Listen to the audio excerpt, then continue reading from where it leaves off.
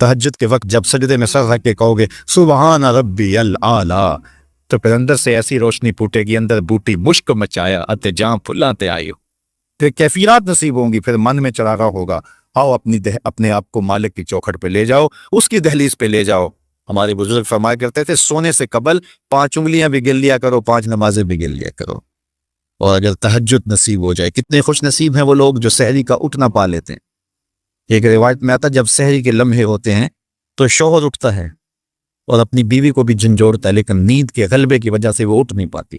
خیر یہ چلا جاتا ہے، وضو کرتا ہے، واپس آتے ہوئے چلو میں تھوڑا سا پانی لے آتا ہے اور اپنی بیوی کے اوپر چھڑک دیتا ہے، تو وہ بھی اٹھ جاتی ہے اور یہ مصلی بچھا کے نماز پڑھنے لگ جاتا ہے، اللہ کے حضور سجدہ ریزیاں کرتا ہے، اور وہ بھی جلدی سے وضو کر کے اس مصلی کے ساتھ مصلی بچھا کے خاتون بھی نماز پڑھنے لگ جاتی ہے۔ تہجد کے سجدے ہیں، سحری کے لمحے ہیں، رات کی تاریکیاں ہیں، کوئی دیکھنے والا نہیں ہے، 2 مصلی بچھے ہیں، ایک پہ شوہر کھڑا ہے، ایک مصلی پہ بیوی کھڑی ہے، رب کی دہلیز کا نوکر اور اس کی چوکھٹ کی بادی، دونوں سجدہ ریز۔ حدیث میں آتا ہے جب یہ سجدے کر رہے ہوتے ہیں اللہ دیکھ کے مسکرا رہا ہوتا ہے، اپنی شان کے مطابق مسکرا رہا ہوتا ہے کہ دیکھو میرا بندہ اور میری بندی میرے لیے سجدے کر رہے ہیں۔ پھر کتنی رحمتیں برستی ہیں، کتنی کرم نوازیاں ہوتی ہیں۔ ذرا اپنی سحریوں کا آغاز سجدوں سے کرو، پھر آپ کو کسی بابے کے پاس نہیں جانا پڑے گا کہ جن آ گیا، بھوت آ گیا، ہمارے گھر میں سایہ ہو گیا، بدروحوں کا اثر ہو گیا، کسی نے تعویذ ڈال دیے، جادو کر دیا، ٹونا کر دیا۔ تہجد کے سجدوں سے اپنے مسلوں کو آباد تو کر کے دیکھو، تمہارے گھر پہ چھم چھم رحمتوں کا نزول ہوگا، کرم نوازیاں اتریں گی تمہارے گھر کے اندر، نوار برسیں گے۔ آؤ اس کی چوکھٹ پہ آؤ، اس کی کرم نوازیوں کے رنگ دیکھو کہ وہ کتنے کرم نوازیاں کرتا ہے، پھر رزق کے دروازے بھی کھلیں گے تمہارے لیے، رحمتوں کے دروازے بھی کھلیں گے، سکون اور طمانینت کے دروازے بھی کھلیں گے، اندر سے روشنی پھوٹے گی۔ تو کہا ہر جان یہ دیکھے اس نے آنے والے کل کے لیے آگے کیا بھیجا ہے۔ پھر کہا واتقوا اللہ، اور اللہ سے ڈر جاؤ۔ پھر دوبارہ وہی تلقین ہی، پھر ارشاد فرما ان اللہ خبیر بما تعملون، جو تم کرتے ہو تمہارا رب اس سے باخبر ہے، تم اس کی نگاہوں سے پوشیدہ نہیں ہو۔ آج کہیں لکھا ہوتا ہے نا خبردار کیمرے کی آنکھ دیکھ رہی ہے، تو لوگ سیدھے ہو کے بیٹھ جاتے ہیں، کیمرے کی آنکھ دیکھ رہی ہے۔ کیمرے کی تو لائٹ بھی بند ہو سکتی ہے، اس کا سسٹم خراب بھی ہو سکتا ہے، لیکن جو رب کے کیمرے لگے ہیں وہ سسٹم کبھی خراب نہیں ہوتا۔ کیمرے کی ایک رینج ہے، اس سے آگے نہیں دیکھ پاتا، لیکن مالک کی شان کے ارا زبیبا نملۃ السودا، کالی رات کے اندھیرے میں، کالے پہاڑوں کے سلسلے میں، گہری غار کے اندر چیونٹیوں کے عمیق سوراخ میں جب چیونٹی چلتی ہے تو اس کے ننھے مہین قدموں سے سینہ سنگ کے اوپر جو وہمی اور گمانی لکیر بنتی ہے تو ہمارا رب اس کو یوں دیکھتا ہے جس طرح دیوار چین کو دیکھتا ہے۔ اس کی نظروں سے کیا ہماری خلوتیں پوشیدہ ہیں، ہمارے اعمال پوشیدہ ہیں، کیا اس کی نظروں سے ہمارے خیال پوشیدہ ہیں؟ دروازہ مکفل کر کے اگر ہم گناہ کریں گے تو کیا مالک سے پوشیدہ ہوں گے؟ لوگوں سے تو پوشیدہ ہیں لیکن مالک سے پوشیدہ نہیں ہے۔ یہ عقیدہ جم جائے تو بند کوٹری میں بھی جرم نہیں ہو سکتا۔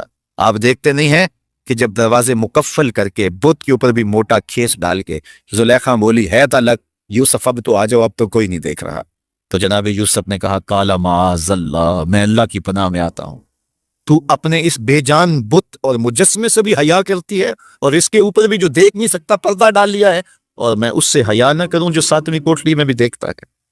پھر اتنی روشنیاں برستی ہیں کہ گناہ کا تصور بھی محال ہوتا ہے، اور یوسف بھاگتے ہیں تو اللہ دروازے کو شادہ کرتا چلا جاتا ہے۔ تو آؤ تو سی اس چوکھٹ پہ، تو وہ تو بند کمروں کے ماحول دیکھتا ہے، اس سے تو کوئی چیز پوشیدہ نہیں ہے۔ یہ یقین اتر جائے، روح میں جم جائے تو پھر زندگی سنور جاتی ہے۔ اور میں آپ کو ایک اور بات عرض کرنا چاہتا ہوں کہ بطور سنی آپ تو یہ بھی عقیدہ رکھتے ہیں کہ رسول کریم کی نگاہوں سے کچھ پوشیدہ نہیں ہے، تو کیا یہ عقیدہ 3 گھنٹے کے مناظرے کے لیے رکھا ہوا ہے کہ عمل پہ بھی اس کا کوئی اثر ہے؟ اگر عمل پہ کوئی اثر ہے تو پھر بند خلوت کدے میں بھی جرم کرتے شرم آئے کہ رسول اللہ کی نگاہوں سے تو کچھ پوشیدہ نہیں ہے۔ پھر ہماری خلوتیں جو ہے وہ پاک ہو جائیں، ہماری جلوتیں پاک ہو جائیں، ہم رسول اللہ کی نگاہوں سے بھی پوشیدہ نہیں رہ سکتے۔ ان کی نگاہیں دوربین بھی دیکھتی ہیں، ہمارے رب کی نگاہیں بھی دیکھتی ہیں، حضور اللہ کی عطا سے دیکھتے ہیں۔ تو جب یہ عقیدے جم جائیں گے، روح میں اتر جائیں گے، تو زندگی میں نظم پیدا ہو جائے گا۔ جہاں کوئی سیکورٹی نہیں پہنچتی، کوئی عقیدہ نہیں پہنچتا، کوئی جو ہے وہ کیمرہ نہیں پہنچتا، وہاں یہ عقیدہ پہنچتا ہے ان اللہ خبیر بما تعملون، جو تم کرتے ہو تمہارا رب اس سے باخبر ہے۔ اللہ تعالیٰ جل شانہ نے اس شخص کی کہانی کو بیان کیا ہے جو قیامت کے دن جہنم کی طرف جا رہا ہوگا۔ کچھ لوگ اسے پوچھیں گے ما سالککم فی سقر، کہ تم جہنم میں کیوں جا رہے ہو؟ تو وہ جواب میں کہے گا لم نک من المصلین، کہ ہم نماز نہیں پڑھا کرتے تھے۔ آج جہنم میں جانے کا سبب نماز نہ پڑھنا ہے۔ پنجگانہ نماز ہر عاقل بالغ مرد اور عورت پر فرض کی گئی ہے، اور قرآن مجید میں مختلف صیغوں سے 700 سے زائد مرتبہ اس کی تاکید ارشاد فرمائی گئی۔ سینکڑوں احادیث نماز کی تاکید، فضائل، ادا کرنے کی ترغیب اور نہ پڑھنے پر ترہیب میں وارد ہیں۔ اگر کوئی شخص نماز کا انکار کرتا ہے تو وہ دائرہ اسلام سے خارج ہے، لیکن اگر کوئی سستی کی وجہ سے نماز نہیں پڑھتا، صرف سستی کی وجہ سے نہیں پڑھتا، اللہ کا حکم جانتا ہے، اس کو کہا جائے آؤ نماز کو، تو وہ آگے سے مذاق نہیں کرتا یا نماز کا تمسخر یا استحقار نہیں کرتا، بلکہ بس اپنی سستی کی وجہ سے مسجد میں نہیں آتا۔ جو نماز کو ہلکا جانے، خفیف جانے، وہ بھی دائرہ اسلام سے خارج اور کافر ہے۔ لیکن جو شخص اس کو اللہ کا حکم جانتا ہے اور اس کو پڑھنا اپنے اوپر ضروری سمجھتا ہے لیکن سستی کی وجہ سے پڑھ نہیں سکتا، تو اس کے بارے میں علماء کی آراء مختلف ہیں۔ حضرت امام اسحاق اور حضرت امام احمد رضی اللہ تعالی عنہما آپ تو فرماتے ہیں کہ ایسا شخص کافر ہے اور اس کو قتل کرنا واجب ہے۔ حضرت امام مالک کا قول ہے کہ، اور امام شافعی کا بھی یہی قول ہے، وہ بھی کہتے ہیں کہ اس کو قتل کیا جائے گا اور بطور حد قتل کیا جائے گا۔ حضرت امام اعظم امام ابو حنیفہ علیہ رحمہ آپ فرماتے ہیں کہ بے نمازی کو قتل نہیں کیا جائے گا بلکہ اس پر تعزیر نافذ ہوگی۔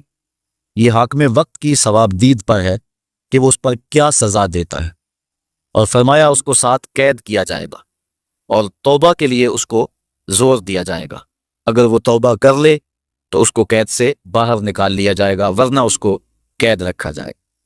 صحابہ کہتے ہیں کہ ہم کسی عمل کے تارک کو کافر نہیں سمجھتے تھے سوائے نماز کے تارک، اور آقا کریم علیہ السلام کا ایک فرمان ہے من ترک الصلاۃ متعمدا فقد کفر جہارا، جس نے جان بوجھ کے نماز چھوڑی اس نے اعلانیہ کفر کیا۔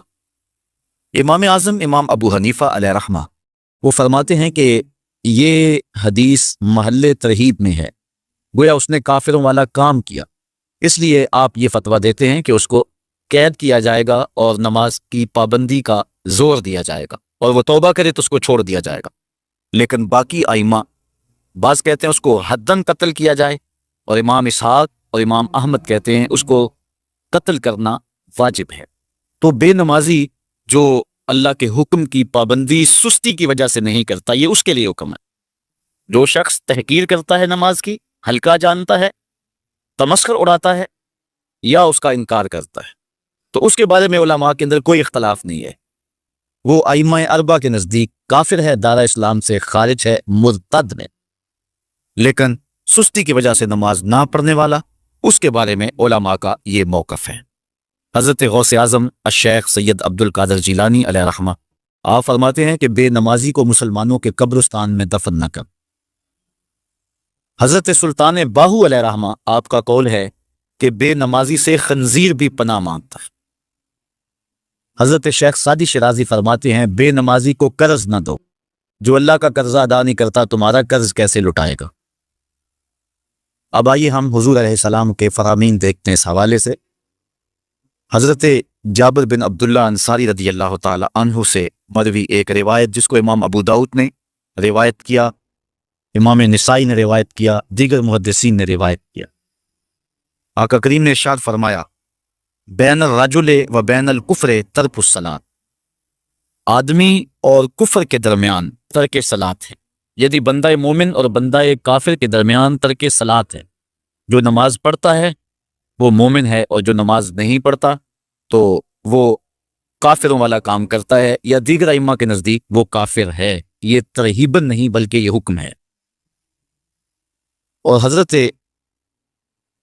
نبی رحمت صلی اللہ علیہ وسلم کا ایک دوسرا فرمان ان الفاظ کے ساتھ ہے بین الرجل و بین الشرک والکفر ترک الصلاۃ، شرک و کفر اور بندہ مومن کے درمیان نماز ترک کرنا ہے۔ حضرت امام ابن ماجہ نے ان الفاظ کے ساتھ روایت کو نقل کیا ہے، بین الکفر والایمان ترک الصلاۃ، ایمان اور کفر کے درمیان نماز کا ترک کرنا ہے۔ اور آقا کریم علیہ السلام کا وہ فرمان جو حضرت انس سے مروی ہے، جس کو طبرانی نے اپنی موجم میں لکھا بھی آپ کے سامنے میں نے رکھا، کہ حضور نے فرمایا من ترک الصلاۃ متعمدا فقد کفر جہارا، جس نے جان بوجھ کے نماز